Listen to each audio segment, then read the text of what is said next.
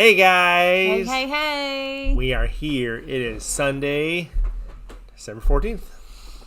Yeah, because we usually do that. Okay, so books to movie is our theme this month, right? So we got quite a few in for you this time. Yep.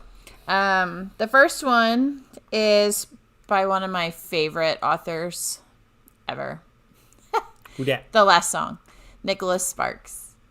That was a Nicholas Sparks movie? Yeah. Wow. No, it was, from his book. I mean, book. A book. He didn't write the movie, but Yeah. he did the book. So this movie, it has Miley Cyrus as the main character. I think she's a decent actress. At least she was in this. In this time frame, yeah, I agree. She looks weird now. I don't know if she would do the same in a movie now. Yeah, she was she did a great job in this particular role, being a daughter and sister, and going through a bit of ups and downs in this one. And it's kind of annoying in the beginning because she just didn't want to She's kind of bratty. have anything to do with spending time with her dad at the time. But a good what do you call it? A character arc, good character development with her. Yeah. It was pretty close to the book. I've read the book. It was pretty close.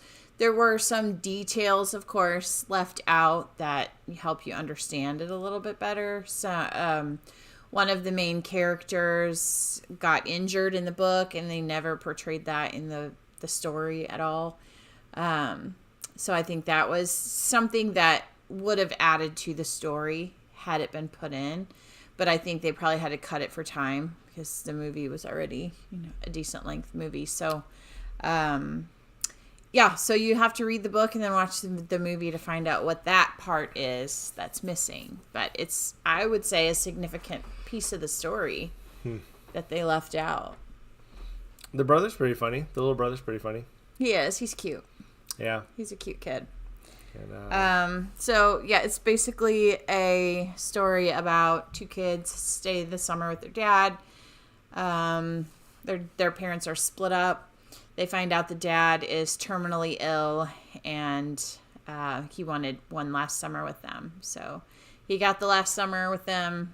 And I'm not going to say why the title is significant. You have to watch the movie to figure that out. But, yeah. Yeah, So of that's course. the basic story. Perhaps secondary story, with Miley Cyrus's character and relationships on this. I don't know, what state are they in? Are they Carolinas? Most of his books are based in North Carolina or South Carolina. Because they're right on the beach. And I think there's a pretty cool scene where you get to see some baby sea turtles about to head to the shore. That was pretty cool. They were cute little turtles. Anyway. So rating this one, what would you rate this one? I'd probably actually give it an 8.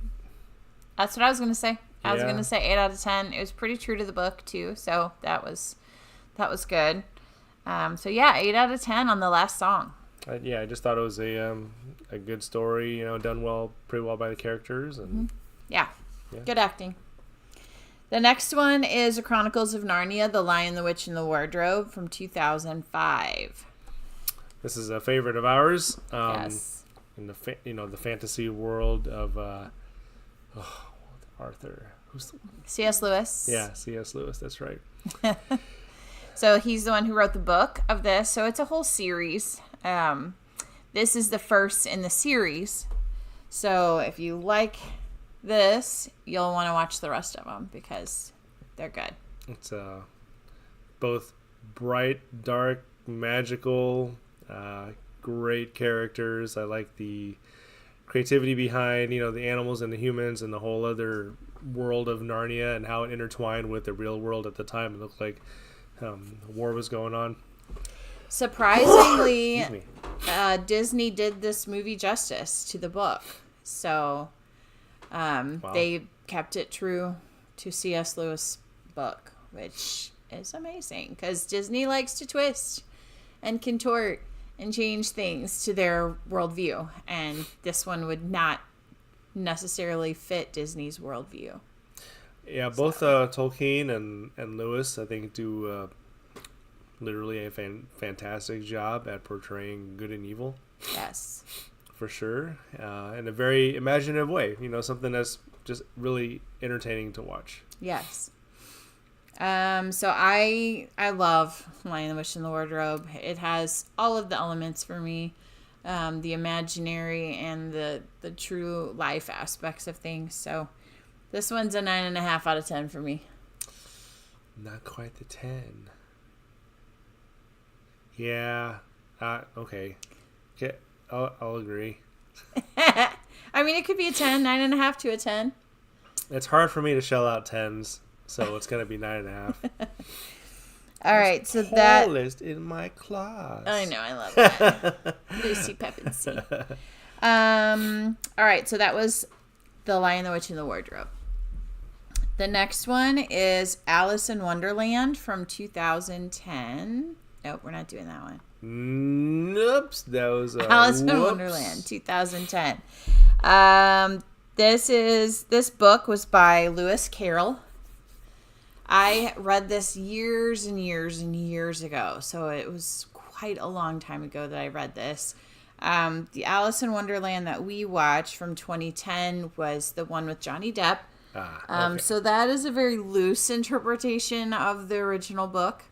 Very imaginative, very Johnny Depp-esque. Did Tim Burton do this? I believe so. It has that vibe to it, and Johnny Depp's in it. So. but I'm not sure. So done by Disney. Yes, Tim Burton. No. Yeah. Okay, there you go. So Disney and Tim Burton did this interpretation, which it's very imaginative. It's also very colorful. Yeah, extremely The colorful. characters of what are the two brothers? Tweedledee. Tweedledee and Tweedledum are not at all what I would have pictured. They don't look like how I would picture them from the book or from the original Alice in Wonderland film. Yeah, I only have that image that of the what do you call it? The characters that walk around Disney. Remember we took a picture with them? Yes. So if you're thinking you're going to see those characters in this movie, you are not. These guys are really weird. These are very weird looking characters. Johnny Depp is the Mad Hatter, and he looks insane. Yeah. Insane. That's the point, I guess. It's supposed to be larger than life because that's Tim Burton, who's larger than life. And the Queen of Hearts has a huge head.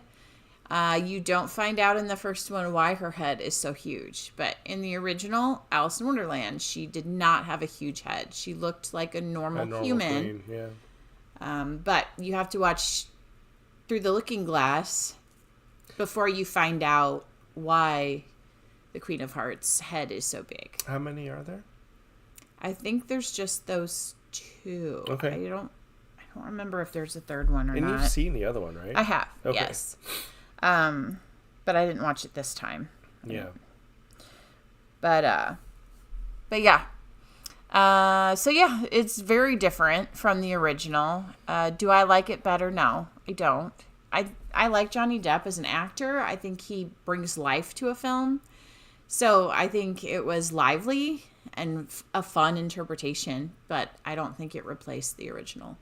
Even, in the original animated film from a long time ago, I don't know, the way the story was written it's kind of weird, dreamy, I guess, because the whole thing was kind of a dream till she woke up. So was this one from 2010 kind of weird like that, or was it more psychedelic like SpongeBob SquarePants?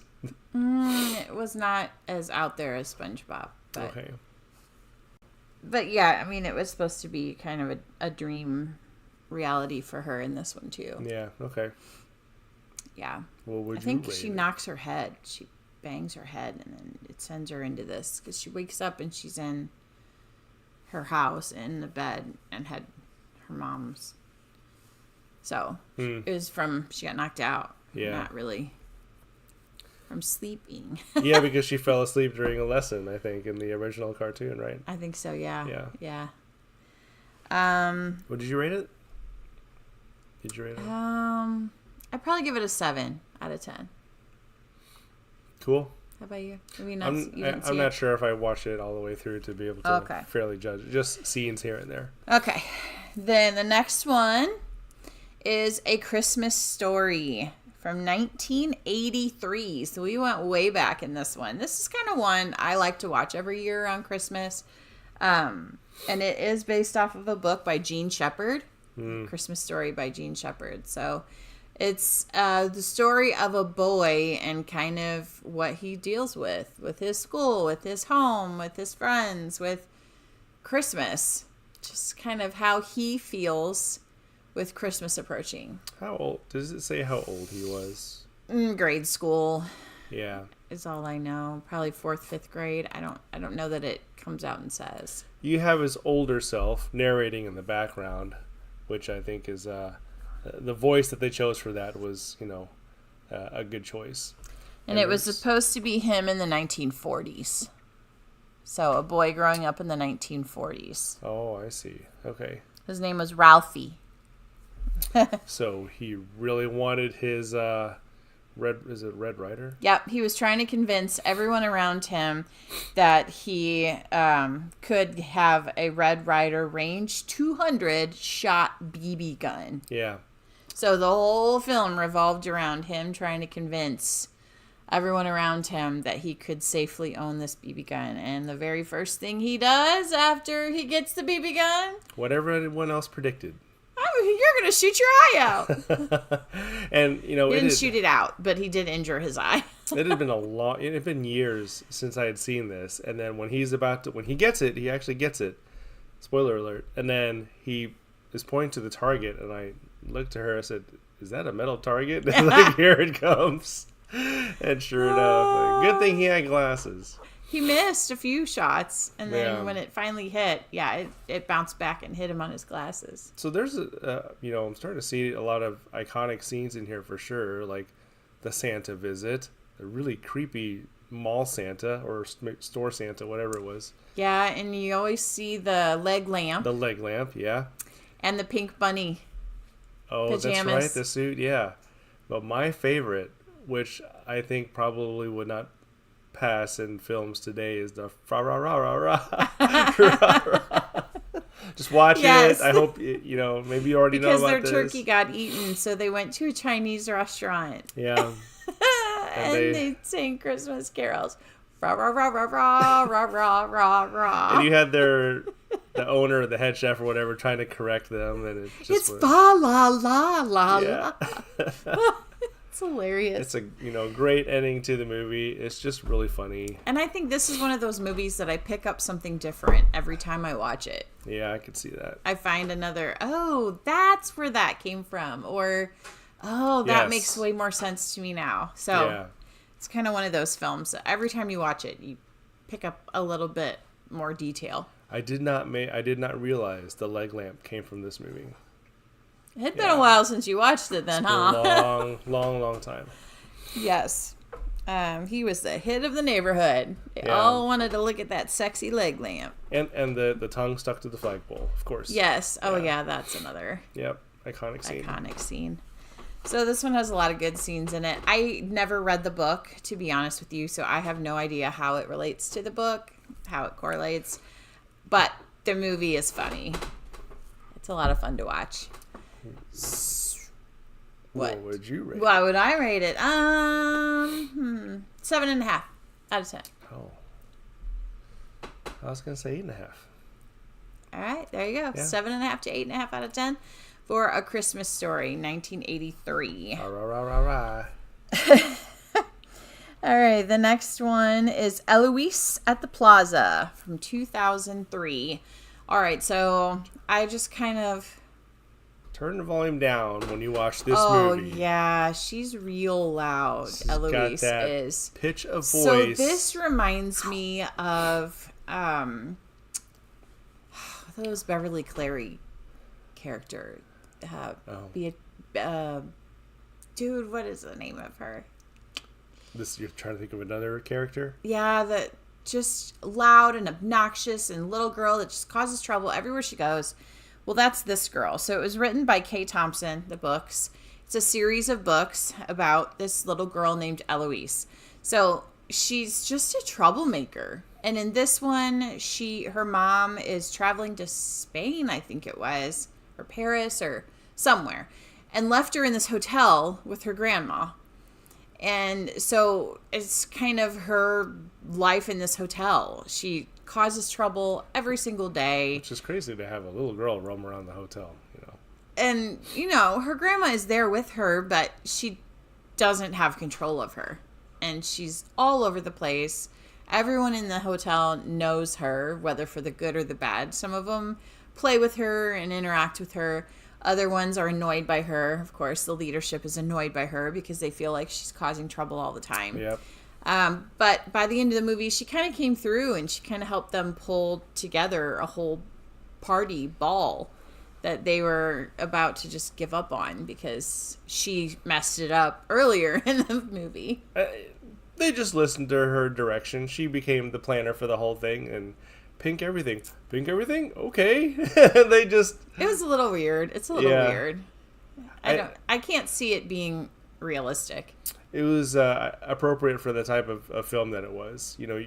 She is that kind of character that just kind of dominates, even though she's just this little girl, but everybody listens to her, and so I think it's the ending that you would expect. So this is definitely a kid film, and it was kid books that came from. So if you're looking for, I guess, and annoying, yet your kids will love it.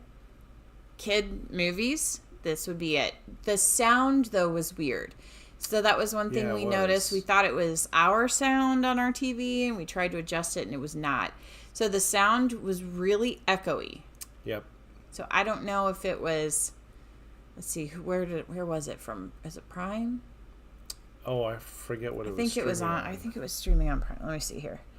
Yeah, it was streaming on Prime. So Prime had sounded normal all the other times we listened, but this particular movie, it sounded very echoey, very almost like they were talking in a tunnel. Yes, that's a perfect. Yeah, yep. So I don't know if it was just poor recording quality when they recorded it, or yeah, I don't know. It was weird. What kind of audio format they had intended? I couldn't change it within the app or the TV. And like he said, the little girl was very loud. Every time she talked, it was extremely loud. Yeah. So it was one of those movies you have to keep turning up and down, because anytime she talked, you had to turn it down. Yeah. I thought it was kind of annoying. I don't know. Yeah, I think, I don't know, that kind of annoying little girl movie for almost the entirety of the movie was a little too much. Not for me. A little heavy.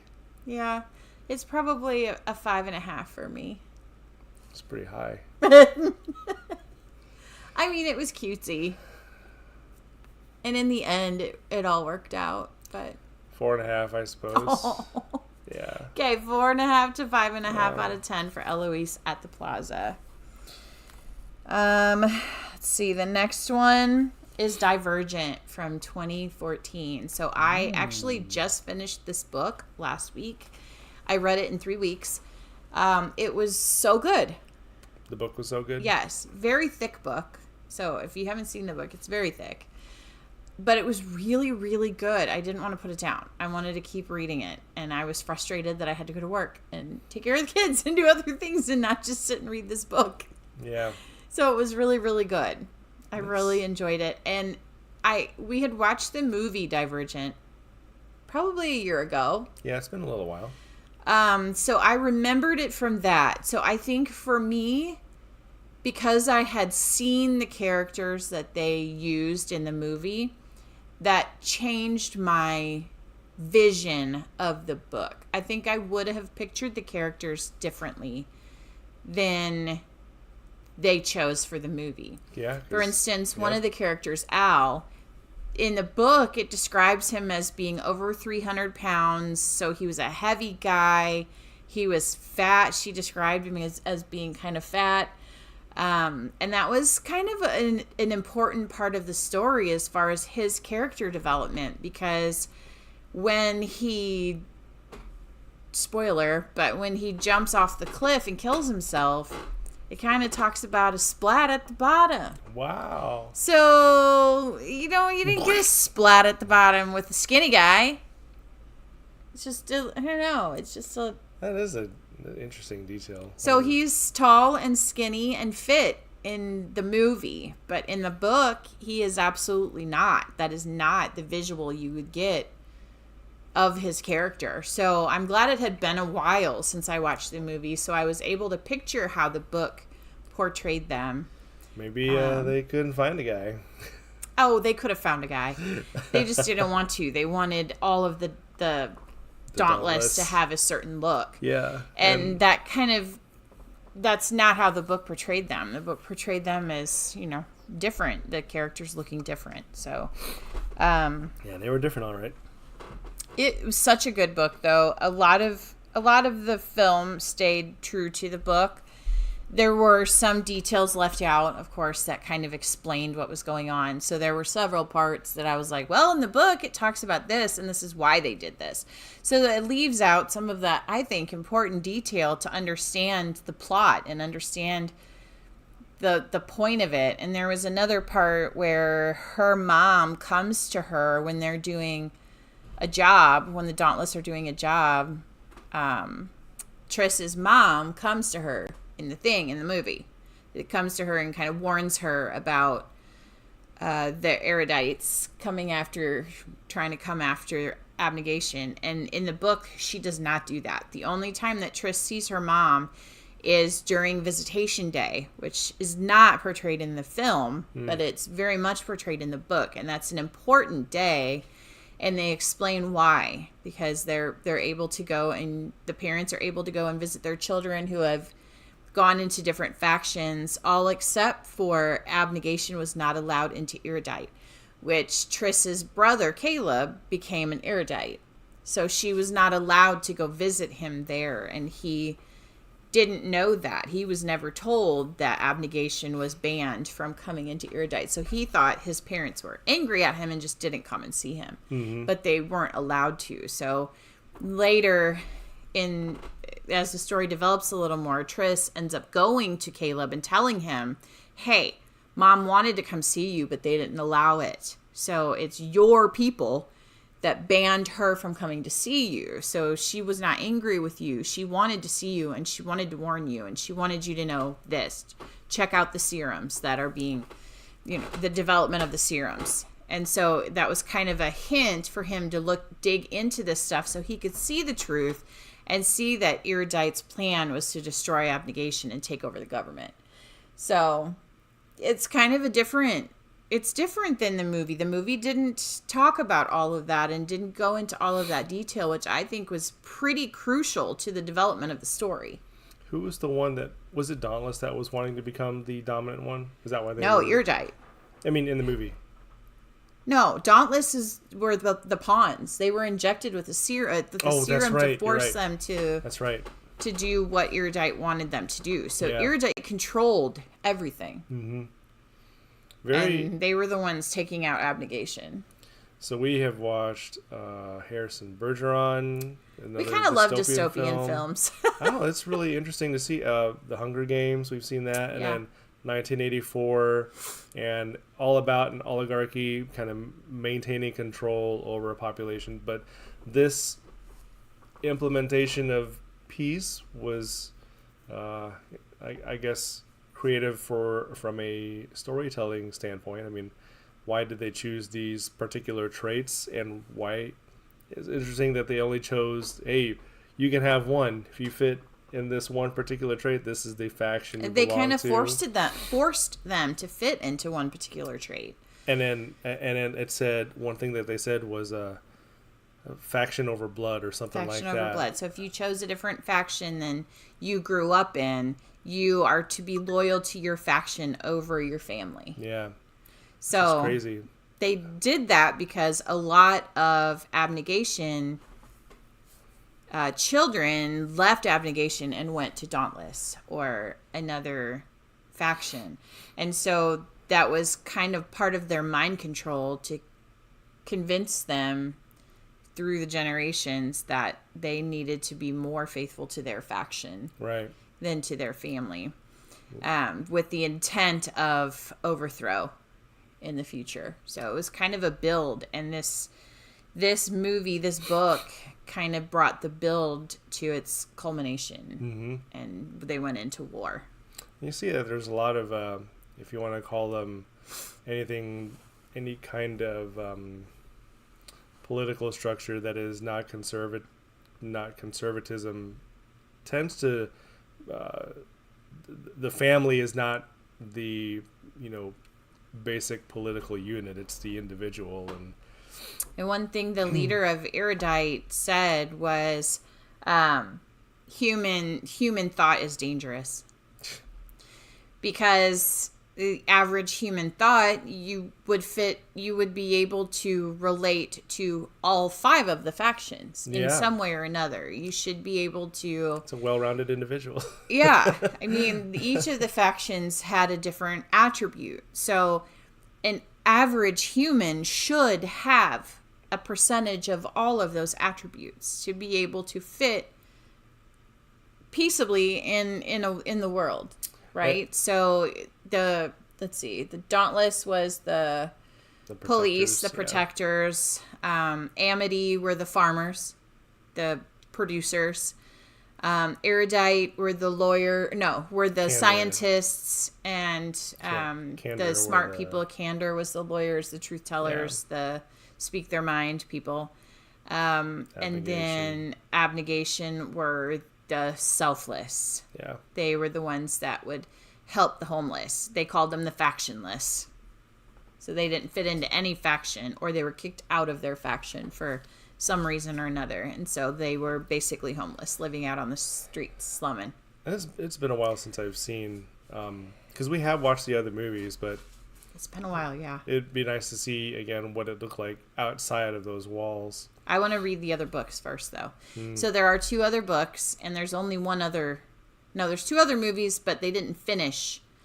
So the last book should have produced a 4th movie, but it never did. It got canceled. So they never finished the story in film.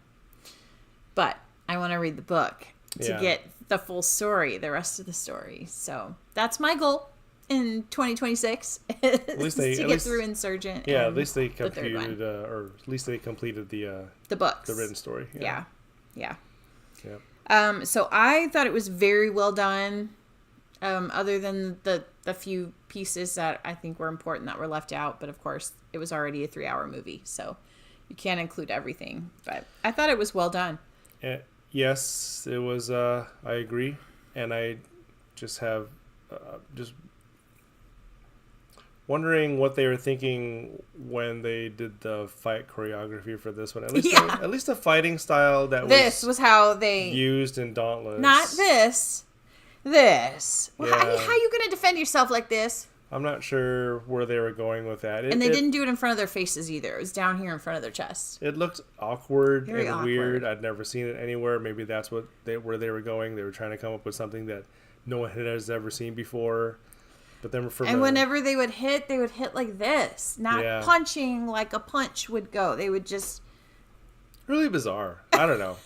Maybe they were just trying to be unorthodox, but yeah, I agree. They should have done a little better with their fighting.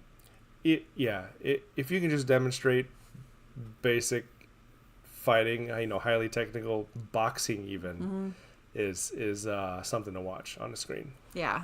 So yeah, you're right about that. Not this weird business. Right. It was a little weird, but I give it overall a 9 out of 10.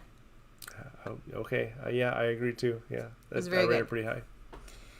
Okay, and then the last one is A Christmas Carol from 2009. This is an adaptation. Oh, I forgot to say Divergent was written by Veronica Roth. Christmas Carol was written by Charles Dickens, of course, and there are many, many, many, many, many, many, many movie adaptations of A Christmas Carol. And though I think that was, a brief side note, the one that we watched, a movie last year, was a movie about Charles Dickens writing A Christmas Carol. And I thought that was really good. Yeah. Anyway. But this one was with Jim Carrey. So Jim Carrey is kind of is Scrooge. And this is a computer generated film. So it's not animated and it's not real life. It's more of the computer generated Polar Express look. like like Polar Express. Yeah. Everybody looks a little bit more realistic, like Beowulf. Yeah, but still not. So yeah. Beowulf was also meant to look realistic, but it's clearly animated. Yeah. Not like drawn animation. Right. But you could still tell Jim Carrey was Scrooge. Did his voice remind you of another character he's done? No. Did it? He kind of reminded me of Count Olaf almost. A little bit. Because that was him too. Kind of has that look too, now that you say that. It just reminded me of Count Olaf. Yeah. From Lemony Snicket. Yeah. Yeah, that was also a book. We've seen that movie before. But that's for another time. But this one was, I would say, a little more of a weirder adaptation of the story. The characters just had this weird look to them. Yeah. It was kind of a hazy look. A little bit darker, for sure. Darker, yeah. Not my favorite. Not my favorite adaptation. I will have to say I like more of the true to life characters for the story. I think it makes it more personal and brings it more to life. Yeah, these were highly exaggerated facial features, almost like caricature of the person. Yeah. Yeah. So this one's a little bit weird. Especially the Ghost of Christmas Future. Yeah. Yeah, they're a little weird in this one. I like the live action one better because I think the ghost is really more spooky. It kind of brings it more of a I don't know, scary feel to it, and I like that feel. Older film? The live action? Yeah, I'll have to look it up what year it was, but Disney did a version of this that was really, really good from... Actually, I don't know what year this it's is from. Disney. But, I mean, but it was Mickey Mouse was Cratchit. Oh, yes. Mickey Yeah. Mouse version. That one was good. We watched that last year, I think. Jiminy Cricket was... Yeah, was Timmy. No, he was the one that took him from the conscience. I don't know. Oh, yeah, I got you. Yeah. Okay, yeah. But yeah, I mean, this one was okay. It's probably a 7 out of 10 for me. I was doing other stuff. So I caught scene to scene, and I looked up and thought, oh, Yeah. that's bizarre. It's bizarre. So I can't really critique how the story was told, like only the style that I saw. I mean, it's told like they always are, Oh, really? Oh, okay. but it just looked more bizarre. And Yeah. I don't know. The characters are not. Scrooge was definitely grumpy. Yeah. Yeah. So, I don't know. 7 out of 10 There you go. for this one. It's decent, but it's not my favorite adaptation of A Christmas Carol. And I have read the book. The book was kind of a slower read if you're not into kind of that older style of writing. Oh, wow. Yeah. It's a little slow read, but still good. It's a classic. So if you're wanting to read a good classic, this one would be one of them. Yeah. So, all right. There you have it. That's what we got for you this week. So we got quite a few quite in, the stack not our tonight. not our normal 2 or 3. So we had quite a few to be able to share with you, and hopefully we'll get that many this coming week too. Yeah. I still work the whole week, but we managed to cram in this week, so hopefully I'll be able to cram in next week too. Hard to believe that, Christmas is just around the corner, so hopefully 2 weeks. get some more movies in to Yeah. talk about. Yep. Thank you for our last subscriber, and lots of views. So Yeah, we love really the appreciate comments. that. So we got a few comments this week. Yep. So we love that. Keep them coming. The more you interact with us, the more we'll interact back with you. So we love it. Share with your friends if they like movie watching. Friend and I are going to watch an Screen Unseen tomorrow night. So What? yeah, man. What? So we'll let you know what that's about in a couple Tuesdays. So check out our Tuesday movie reviews also. That's movies that don't necessarily fit into our monthly theme. It's just some that we watch. And subscribe, and Dang it. dang it. Yeah, Screen Unseen is a really fun, creative way It's $6 and you go and you watch a movie that's never been seen or never been seen. There's Yeah. always pre-screenings and stuff like that. But I think, going to the movies ought to be, become a thing again, I agree. And it's a lot of fun for me to do with a friend. So Yeah. we're going to do that. We have a suspicion what movie it is, and we're kind of excited about it. So we're hoping that we're right, and it's the movie we think it is. You So were right about the last one. we were right about, well, no, The one that we last didn't see. one. Well, Oh, you the one that guys we didn't see. suspected, We suspected it was going to be Sisu. Sisu, and Sisu we 2. did not go because Yeah. of that. And we were so happy we did not go. But the one before that was Eternity. So it's some pretty good movies. Yeah. The one we think, I'm hoping it is. So it should be fun. But All all right, guys. check us out on Tuesday. We'll see you later. See ya. Bye.